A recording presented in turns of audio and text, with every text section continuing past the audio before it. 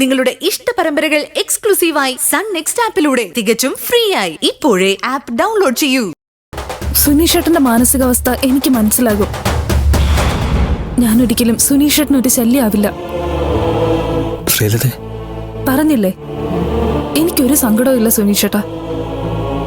സങ്കടം ഉണ്ടായിരുന്നു പണ്ട്.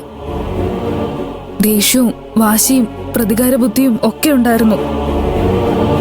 പിന്നെ ആലോചിച്ചപ്പോ എനിക്ക് തോന്നി സുനീഷേട്ടനാണ് ശരിയെന്ന്. സ്നേഹം ഒരിക്കലും പിടിച്ചു വാങ്ങാൻ കഴിയില്ലെന്ന് എനിക്ക് ബോധ്യപ്പെട്ടു.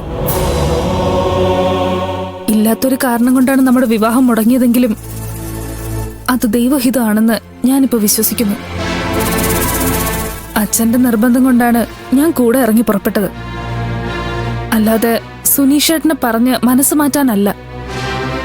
ശ്രീലതേ, നീ എന്നോട് ക്ഷമിക്കണം. ഇതിലിപ്പോ ക്ഷമ ചോദിക്കേണ്ട എന്ത് കാര്യമുള്ളത്? സത്യം പറഞ്ഞ ഞാനല്ലേ സുനീഷേട്ടനോട് ക്ഷമ ചോദിക്കേണ്ടത്.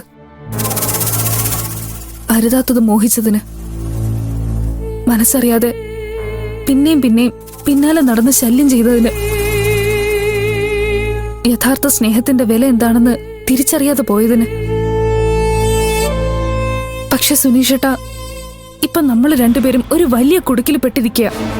എന്താ ശ്രീലതേ? ഈ വിവാഹത്തിനിപ്പോ സുനീഷേട്ട സമ്മതിച്ചില്ലെങ്കിൽ ഈ വാശിപ്പുറത്ത് അച്ഛൻ എന്റെ ഇഷ്ടം നോക്കാതെ ഏതെങ്കിലും ഒരാൾക്ക് എന്നെ പിടിച്ച് കെട്ടിച്ചു കൊടുക്കും.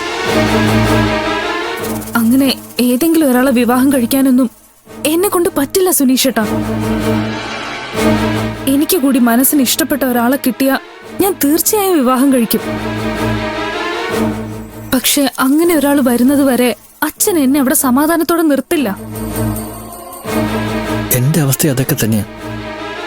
നിന്നെ കെട്ടില്ലെങ്കിൽ